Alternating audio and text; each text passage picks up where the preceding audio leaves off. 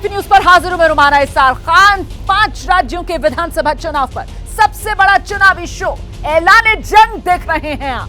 प्रधानमंत्री नरेंद्र मोदी, आप जानते हैं, कल मध्य प्रदेश के चंबल रीजन में थे और आज पीएम मोदी ने बघेलखंड में पार्टी के लिए धुआंधार प्रचार किया है। ये जो इलाका है बघेलखंड वाला, बीजेपी का गढ़ माना जाता है और मोदी अपनी रैलियों के जरिए इस गढ़ को बीजेपी के लिए और मजबूत करने में जुटे हैं। सुबह पीएम मोदी ने सतना से जनसभा की शुरुआत की तो दोपहर को छतरपुर में रैली को संबोधित किया। सतना और छतरपुर मध्य प्रदेश के बघेलखंड रीजन में पड़ता है, जो सीटों के लिहाज से यहाँ का सबसे बड़ा रीजन है। लिहाजा पीएम मोदी की इन दो सभाओं के जरिए बीजेपी की नजर 56 सीटों को साधने पर है। सतना में पीएम मोदी पहुंचे तो मंच पर उनका परंपरागत स्वागत हुआ। संबोधन से पहले पीएम मोदी ने मंच से जनता का परिचय ज्योति चौधरी से करवाया। ज्योति ने G20 के नेताओं को मंत्रमुग्ध कर दिया था और बंदूक की नाली से बने हुए म्यूजिक वादन का, तो मैं चाहूंगा कि मेरे भाषण के पहले वो एक अपनी कलाकृति पेश करें।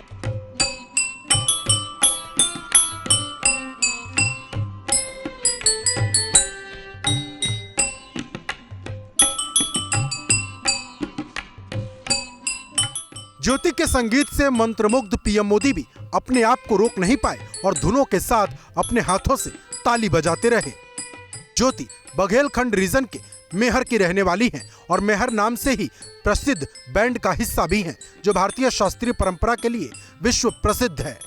विश्व जब संकटों के घेरे में है, चारों तरफ बम बंदूक की आवाजें सुनाई दे रही हैं, मानवता के लिए भारत जैसे देश आज दुनिया में अपने विचार का प्रभाव पैदा करने का प्रयास कर रहे हैं।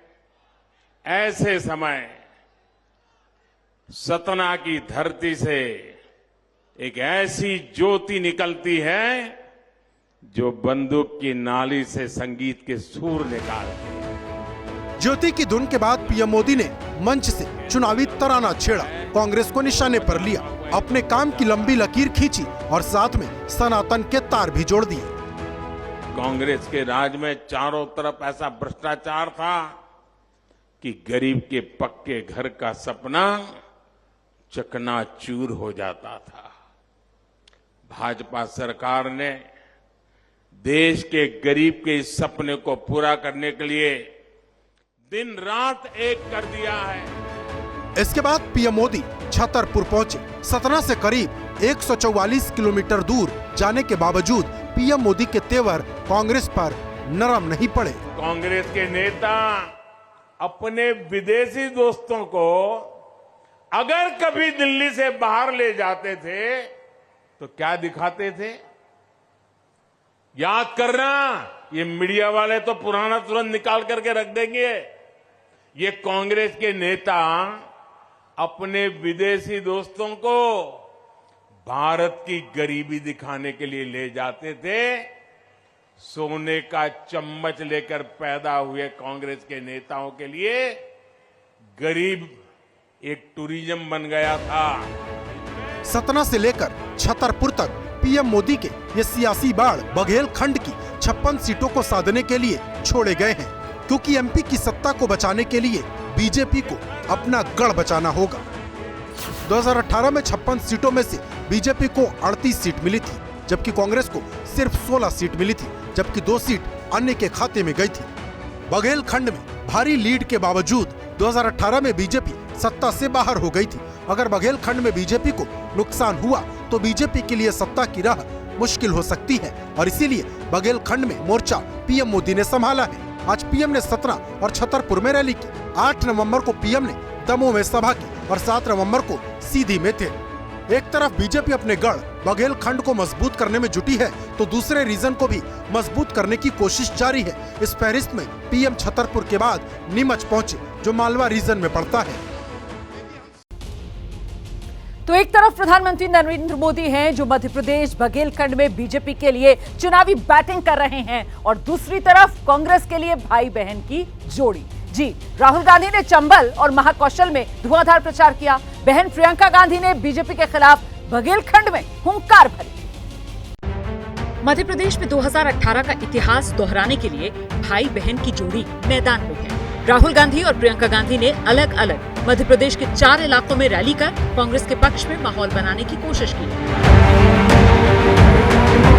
राहुल गांधी ने आज अशोकनगर से जनसभा की शुरुआत की, जो मध्य प्रदेश के चंबल रीजन में पड़ता है और राहुल के पुराने दोस्त ज्योतिरादित्य सिंधिया का गढ़ रहा है। अशोकनगर में राहुल सिंधिया पर तो कुछ नहीं बोले, लेकिन उन्होंने मध्य प्रदेश में कांग्रेस सरकार की मुनादी की और जातीय जनगणना की गुगली उछाल दी।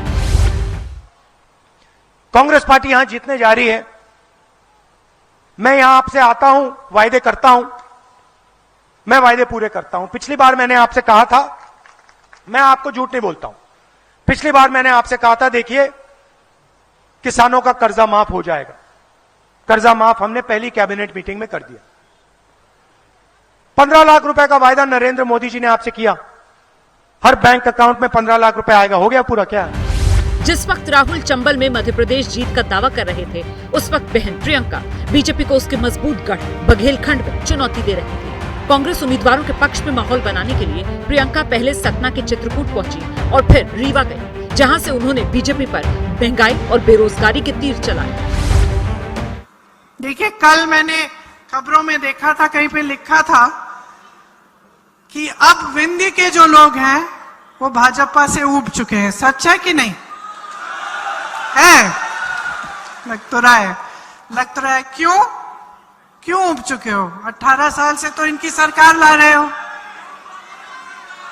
झूठ बोलने की आदत है।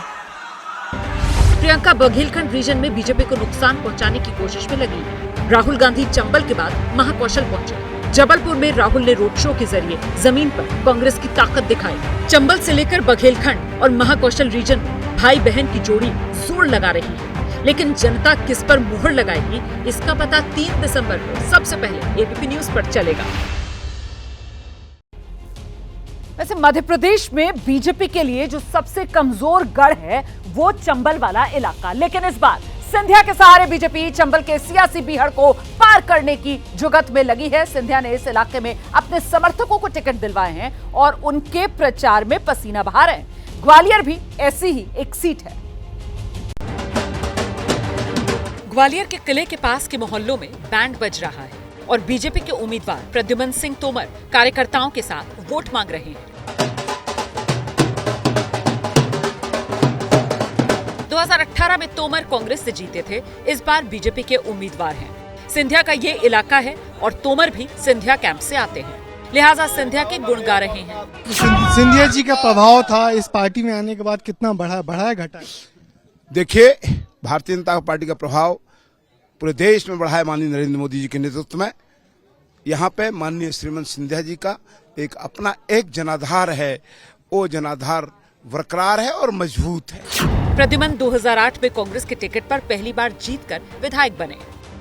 प्रद्युमन तोमर का दावा है कि इस बार सिंधिया के उतारे लोग ज्यादा से ज्यादा जीतेंगे, क्योंकि बीजेपी के साथ साथ उनको सिंधिया की ताकत का भी असर हो रहा है। इस सीट पर एक जमाने में सिंधिया के करीबी रहे सुनील शर्मा को कांग्रेस ने उतारा है।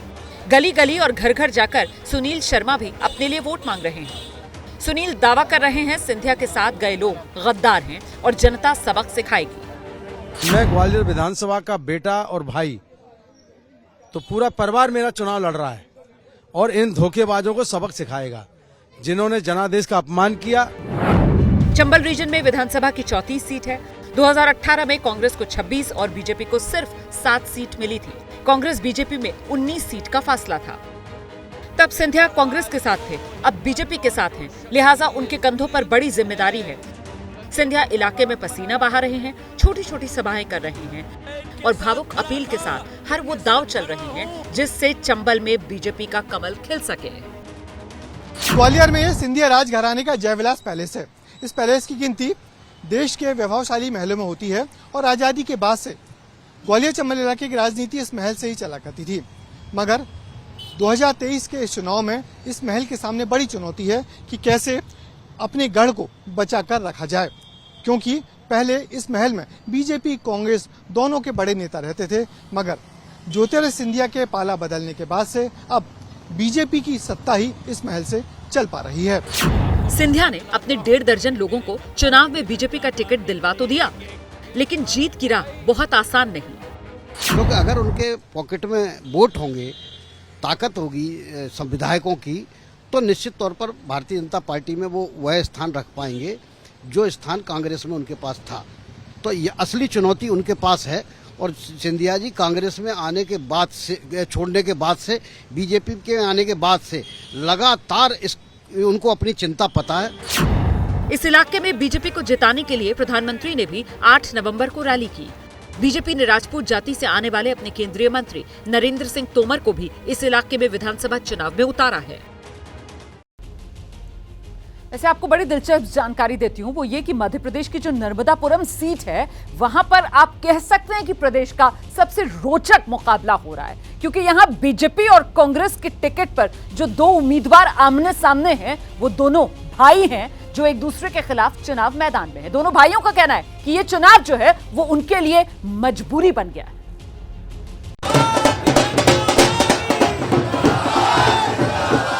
ढोल नगाड़ों के साथ देश के सबसे व्यस्त रेलवे जंक्शन इटारसी के बूढ़ी माता मंदिर इलाके में बीजेपी के उम्मीदवार सीता शरण शर्मा प्रचार कर रहे हैं।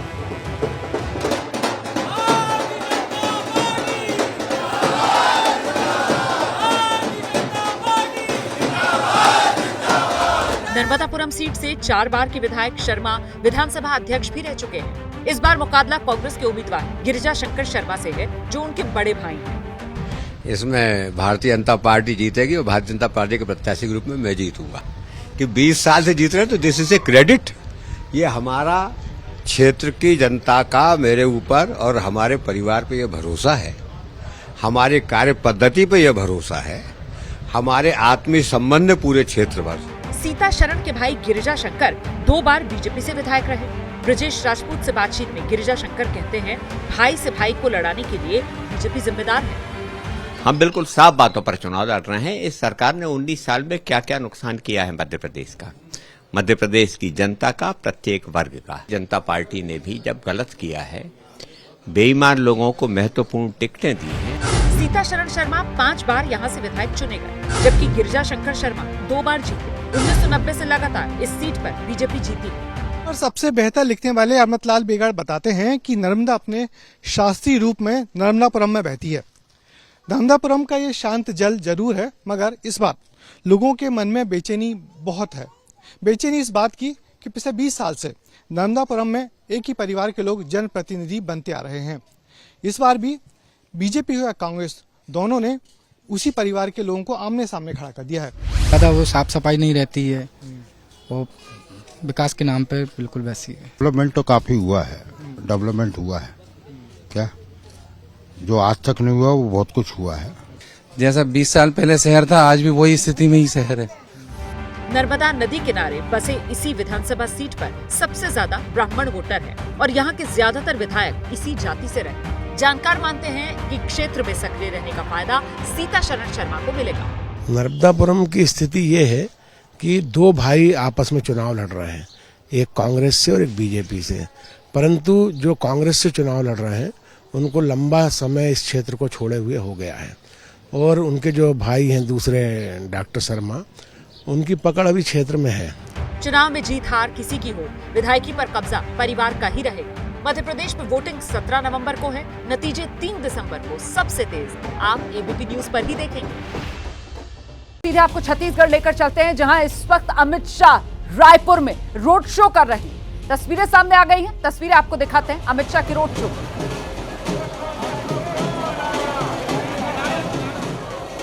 रायपुर में अमित शाह का ये रोड शो। छत्तीसगढ़ में 70 सीटों के लिए वोट डाले जाने हैं अब 17 नवंबर, जब छत्तीसगढ़ में दूसरे और अंतिम चरण में वोटिंग होनी है। इससे पहले 7 नवंबर को 20 सीटों पर वोट डाले जा चुके हैं। छत्तीसगढ़ की लोरमी सीट, जहां से बीजेपी ने अपने प्रदेश अध्यक्ष अरुण साव को चुनाव मैदान में उतारा है और अरुण साव गांव-गांव जाकर वोट मांग रहे हैं। कई जगह तो उनका स्वागत पारंपरिक लोक नृत्य से हो रहा है। दिखाते हैं आपको छत्तीसगढ़ के चुनावी रंग से रविकांत की रिपोर्ट।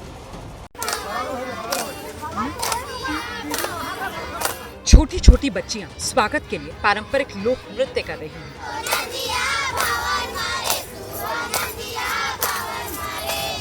इसे सुआ नृत्य के नाम से जाना जाता है और दिवाली के मौके पर यहाँ इसके लिए छत्तीसगढ़ में खास उत्साह होता है।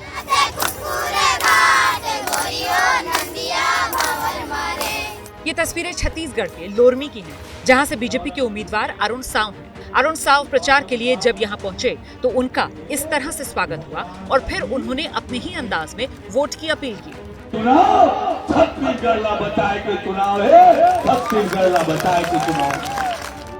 अरुण साव वोटर्स को कांग्रेस की कमियां गिनाकर अपने लिए वोट मांग रहे हैं। यहीं पर एबीपी न्यूज के रिपोर्टर रविकांत ने उनसे बात की। अरुण साव जी, आपसे पूछना चाहेंगे कि सीधी टक्कर आपकी किससे है, जनता कांग्रेस छत्तीसगढ़ से या फिर कांग्रेस से? देखिए, मैंने जैसे कहा कि किसी प्रतिद्वंदी को कमजोर आंकना ठीक नहीं है, लेकिन लोरमी विधानसभा क्षेत्र में भारतीय जनता पार्टी दोनों दलों को बहुत पीछे छोड़ते हुए भारी बहुमत से चुनाव जीतेगी। अरुण साव अभी सांसद भी हैं और माना जा रहा है कि प्रदेश में अगर बीजेपी की सरकार बनती है तो फिर अरुण सीएम बन सकते हैं, इसीलिए समर्थक जोश में हैं। भाजपा को शुरू से वोट देते रहे आप? जब से हम होश संभाले हैं तब से भाजपा है, लेकिन अब और मदहोश हो गए हैं। बोलो क्यों? ये जो मोदी है ना, वो करामात कर दिया, जादुई है। उनका जो बोलना, टेक्ट और कार्य, ऐसा प्रधानमंत्री हमने कभी नहीं देखा। मदहोश अयोध्या, जो अयोध्या हमारा ऐतिहासिक और धार्मिक धरोहर कौन है? अयोध्या। अयोध्या के रामलला मंदिर का निर्माण किया। आहा, धन्य है वो जीव। इनका नाम सब मंत्री का चला जाएगा, लेकिन मोदी का नाम इस पृथ्वी से नहीं जाएगा। इस सीट पर कांग्रेस ने थानेश्वर साहू को उतारा है, जो राज्य पिछड़ा वर्ग आयोग के अध्यक्ष हैं। इस सीट पर पिछली बार जनता कांग्रेस ने जीत हासिल की थी, जो बीजेपी में शामिल हो चुके हैं। लोरमी में चुनाव 17 नवंबर को है और नतीजे 3 दिसंबर को आएंगे। जैसे ही घड़ी का काटा दोपहर 2:30 पे आए, बबीता जी का दिल सास बहू साजिश के लिए मचल जाए। और ये है इनकी बहू, पूरे दिन ऑफिस की टेंशन हो जाए गॉन जब ये करें अपना फेवरेट शो फ्री टाइम पे ऑन। इनकी तरह आप भी देखें अपना फेवरेट शो अपने टाइम पर और डाउनलोड कीजिए एबीपी लाइव ऐप अपने स्मार्ट टीवी पर।